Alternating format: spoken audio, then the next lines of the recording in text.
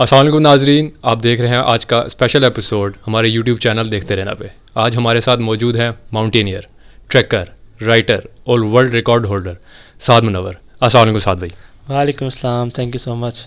साद भाई बहुत शुक्रिया, आपने टफ स्केड्यूल में से आज हमें टाइम दिया। नहीं, आपका शुक्रिया कि आपने मुझे मौका दिया।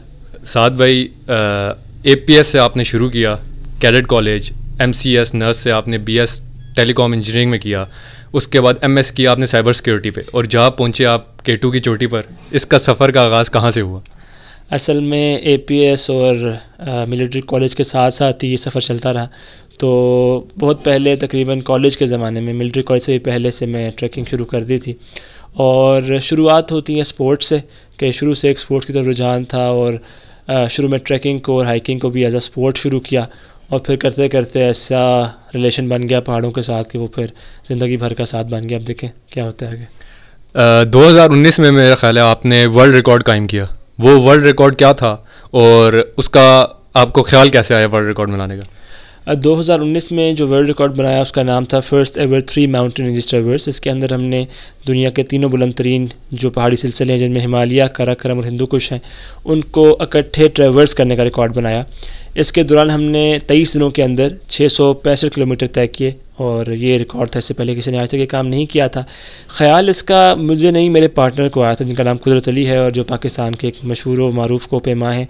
उनका ताल्लुक़ शिमशाल से है, और पिछले 25 साल से वो कोपेमाई के शोबे से वाबस्ता है। इसके अलावा भी उनके वर्ल्ड रिकॉर्ड्स हैं, इसके अलावा भी उन्होंने बहुत सी चोटियाँ सर की। साद भाई, ये कितना एक्सपेंसिव खेल है?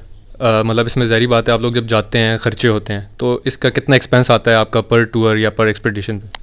अच्छा, बहुत एक्सपेंसिव स्पोर्ट है, जैसे आपने कहा। डिफरेंट है, ट्रैकिंग रिलेटिवली थोड़ा सा फिर भी बेहतर है, लेकिन माउंटेनियरिंग की अगर बात करें, और स्पेशली अगर आप जो 8000 जोन की बात करें, तो वो तो मिलियंस में खर्चा आता है उसका एक एक्सपीडिशन का।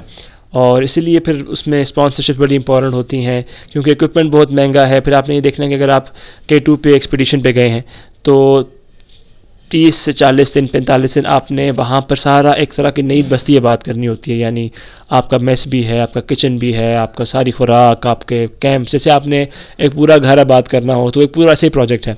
और फिर वहाँ पर आपने रोटेशंस होती हैं, आपने जाना है, वापस आना है, तो खुराक, तमाम चीज़ें, अगर ऑक्सीजन यूज़ कर रहे हैं तो उसकी भी होते हैं amount. So it's a very expensive sport, और मिलियंस में खर्चे होते हैं, बहुत ज़्यादा होते हैं। अभी आपने जिस तरह जिक्र किया कि बहुत एक नया घर आबाद करना पड़ता है, मैं अब आपको एक अपनी स्टोरी सुनाता हूँ कि हम लोग अभी कुछ अर्सा पहले, मैं और मेरे कुछ दोस्त और कज़न्स कश्मीर की तरफ गए हुए थे। तो वहाँ पे रत्ती गली है एक जगह, वहाँ पे हम गए हुए थे। उसके बेस कैंप से थी हाइक थी लेक तक, वो कोई तकरीबन 1 घंटे की थी।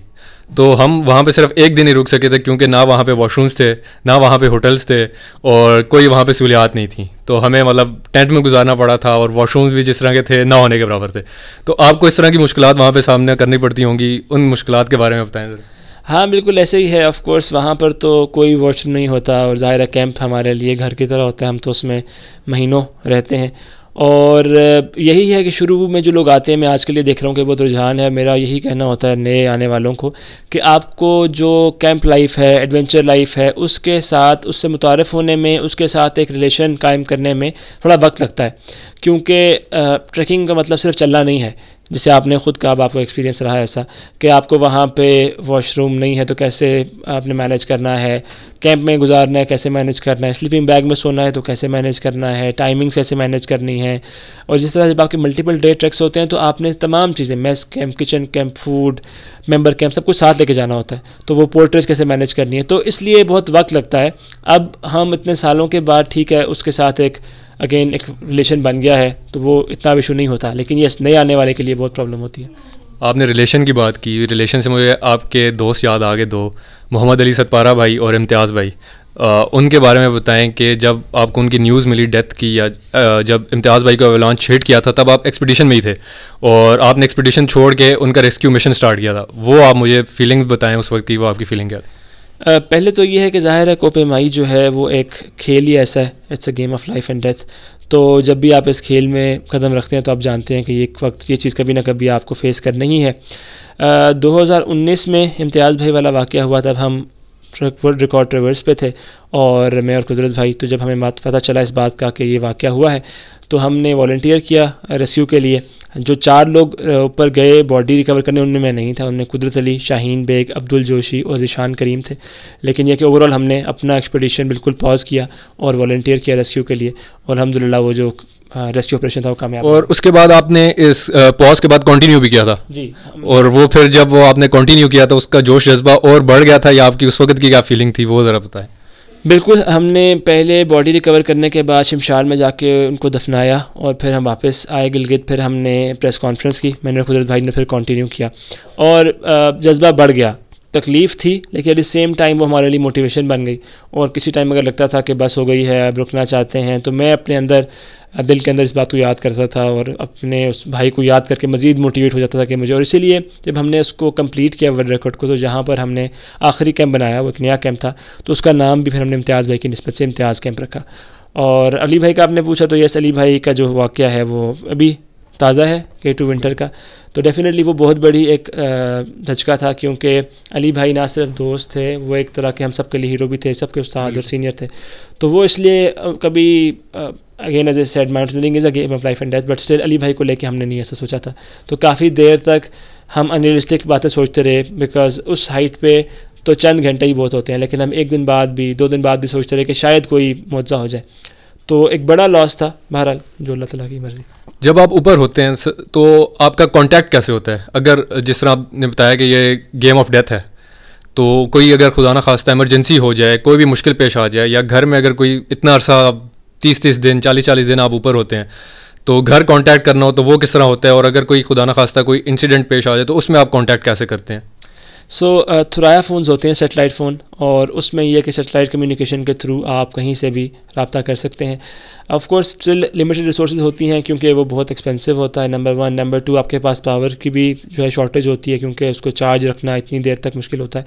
तो बड़ा आपने उसको देख के मैनेज करना होता है। फिक्स टाइम रख लेते हैं कि यार 6 से 7 बजे रोज़ शाम को थुराया फ़ोन ऑन किया जाएगा, और आपके जो एमरजेंसी कॉन्टैक्ट्स होते हैं उनको मालूम होता है कि इस टाइम ख़बर दी जा सकती है।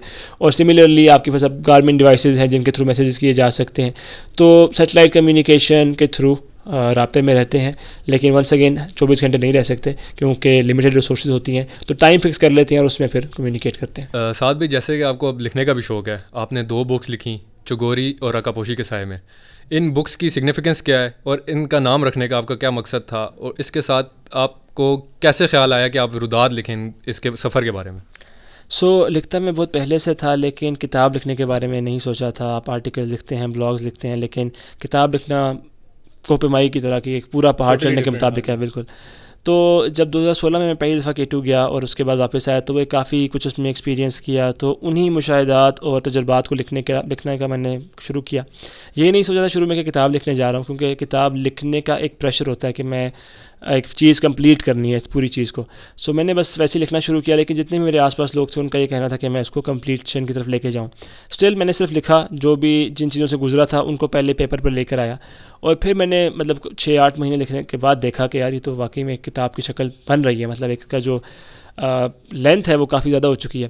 तो फिर उसको मैंने इस तरह से बनाया, और फिर पहली किताब है उसका नाम चौगोरी है। चौगोरी दरअसल K2 का असल नाम है लोकल लैंग्वेज में। चोगो बोलते हैं पहाड़ को, और री बोलते हैं, चोगो बोलते हैं सबसे बड़े को, री बोलते हैं पहाड़ को। सबसे बड़ा पहाड़, पहाड़ों का बादशाह, महाराजा पहाड़ उसका नाम है। और दूसरी किताब मैंने लिखी राकापोशी के साए में, जो राकापोशी के बारे में लिखी और उन वादियों के बारे में लिखी जो राकापोशी के साए में है। यानी ये बड़ी स्पेशल बात है, दुनिया में कहीं नहीं होगा कि एक चोटी है, इसकी बुलंदी 7,788 मीटर है, और उस चोटी के साए में वादियाँ हैं। तो ये पाकिस्तान को अल्लाह ताला ने यूनिक चीज़ दी। तो उन वादियों पे जिनमें नगर है, हुंजा है, गोजाल है, उनके मुतालिक और राकापोशी पहाड़ और उसके सफ़र के मुताबिक लिखी। ठीक। जैसे अभी आपने जिक्र किया कि राकापोशी के साए में आबादियाँ हैं, अल्लाह ताला ने इसको बहुत नवाजा है पाकिस्तान को अल्हम्दुलिल्लाह। तो आप क्या उम्मीद करते हैं कि नॉर्थ में किस तरह की तब्दीलियाँ आनी चाहिए, कितनी सहूलियात देनी चाहिए टूरिज़म के हवाले से, और हुकूमत कोई काम कर रही है इसके ऊपर या नहीं? अच्छा, टूरिज़म ऐसी चीज़ है कि पहले ज़ाहिर है हम ये कोशिश करते रहे कि पाकिस्तान के बारे में लोगों को बताएं और पता चले कि पाकिस्तान कितना खूबसूरत है। इसमें कोई शक नहीं कि पाकिस्तान बहुत ज़्यादा खूबसूरत है अभी। लेकिन दूसरी चीज़ ये भी है कि जैसे specially with regard to local tourism, sustainability बहुत इंपॉर्टेंट है, क्योंकि ये तमाम जो इलाके हैं वहाँ लोग बसते हैं, फिर ये ग्लेशियर्स, ग्लोबल वार्मिंग और सब चीज़ें जो हैं ये यहाँ शहर में बैठे तो शायद इतनी नज़र नहीं आती, लेकिन वहाँ पर जब आप जाएँ तो आपको नज़र आता है कि किस तरह से ये इम्पेक्ट कर रही हैं।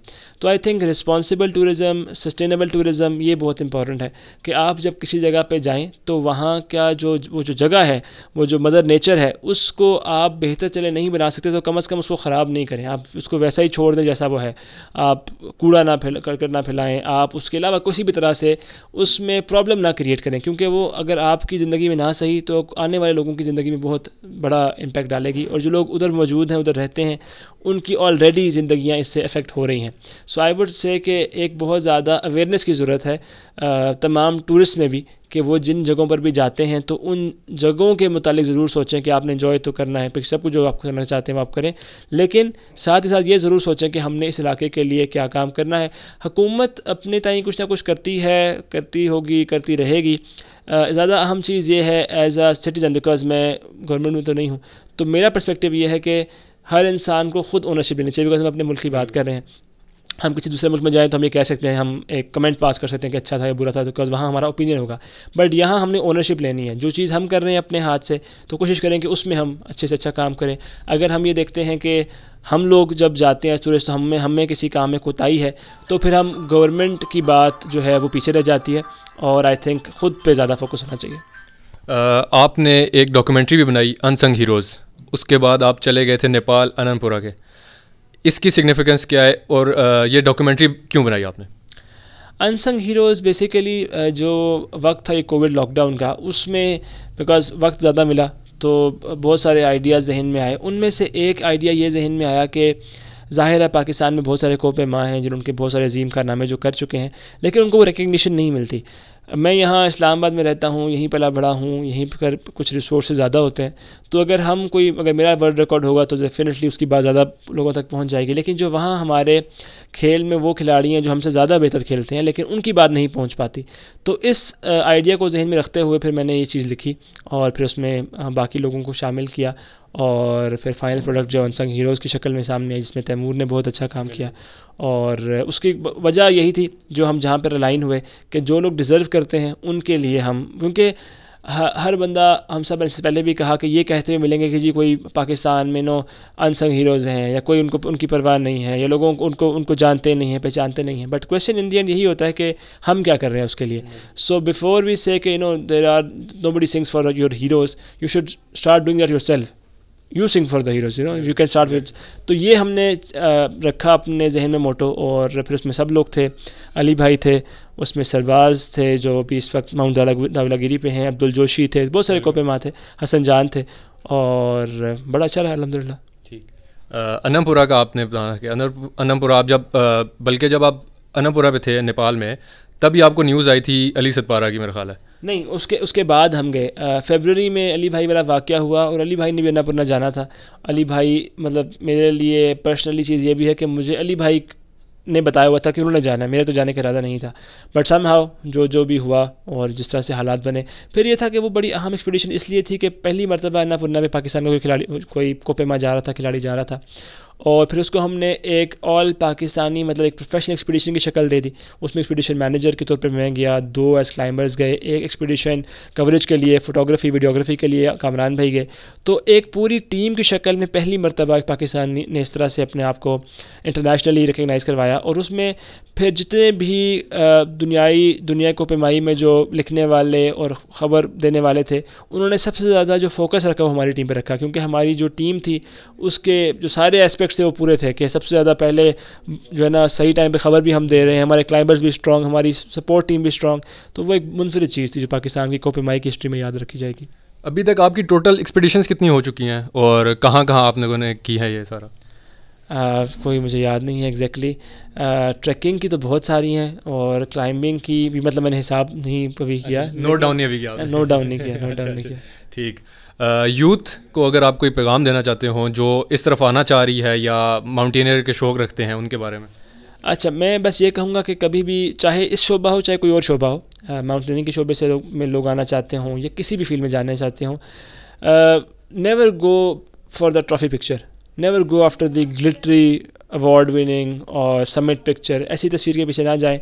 अगर आपको उस शोबे की स्ट्रगल में इंटरेस्ट है, अगर मैं समिट पे या किसी अवार्ड लेते हुए या किताब की रुनमाई के लिए एक लम्हे के लिए, एक दिन के लिए खड़ा होता हूँ, तो उसके पीछे 8-10 महीने की कहानी होती है। तो जो लोग तो किसी भी उस चीज़ को समझ सकते हैं और उस चीज़ में इंटरेस्ट रखते हैं और उस काम को करना चाहते हैं, उस प्रोसेस में इंटरेस्ट रखते हैं, फिर तो बहुत अच्छी बात है। लेकिन अगर आप फेसबुक पे या इंस्टाग्राम पे या कहीं पर भी या टीवी पे देखते हैं कि एक इंसान ने फ्लैग उठाया और आपको अच्छा लगता है और आप कहते हैं यार, वहाँ से आप इंस्पिरेशन ले सकते हैं, लेकिन ऑलवेज़ डू रिकग्नाइज़ कि एग्जैक्टली करना क्या है इसमें, और उससे अपना रिश्ता जोड़ना। अगर उससे जुड़ जाता है, because it is never about the destination, it is always about the journey. So अगर आपको जर्नी के साथ आपको लगता है यार मेरी अलाइनमेंट है, ये मुझे जर्नी ये काम करना है, तो ज़रूर करें, बहुत अच्छी बात है। लेकिन सिर्फ, और क्योंकि जो शॉर्टकट वाला माइंडसेट है, बिकॉज मैं इसलिए इस पर ज़्यादा वो बात कर रहा हूँ कि आज सोशल मीडिया का दौर है, तो इसमें लोग सिर्फ फाइनल पिक्चर देखते हैं, उनको उससे पीछे की सालों की कहानी नज़र नहीं आ रही होती। अली भाई को लोगों ने आज अली भाई देखा, इस साल देख लिया, पिछले साल देख लिया, उसके पीछे 25 साल की कहानी थी। सो 25 साल की स्ट्रगल, जिसमें कि इंसान ने एज पोर्टर काम शुरू किया, फिर पोर्टर सरदार बना, फिर वो एक HAP बना, फिर वो दुनिया का अजीम कोपेमा बना 25 सालों के बाद। तो अगर तो आपको लगता है कि हाँ यार मैं भी ये इसी तरह का सफ़र तय कर सकता हूँ और मुझे इस खेल से, इस शोबे से इतना प्यार है, फिर तो ठीक है। लेकिन अगर आपके ख्याल में ये है कि बस मैं जाऊँगा और इस तरह से मैं भी बन जाऊँगा, तो वो शॉर्टकट नहीं बनता, और किसी भी शोबे में नहीं बनता, इसमें तो बिल्कुल ख़तरनाक है। मतलब इसमें शॉर्टकट जो है वो जानलेवा हो सकता है। तो इसलिए always take the complete route, फिर ज़रूर आए। ठीक। आखिर में एक रिक्वेस्ट है, मैंने सुना है कि आप नात बहुत अच्छी पढ़ते हैं, अगर कुछ 2 मिसरे पढ़ लें नात के वाली। ज़रूर ज़रूर। ओके। लोह भी तू, कलम भी तू,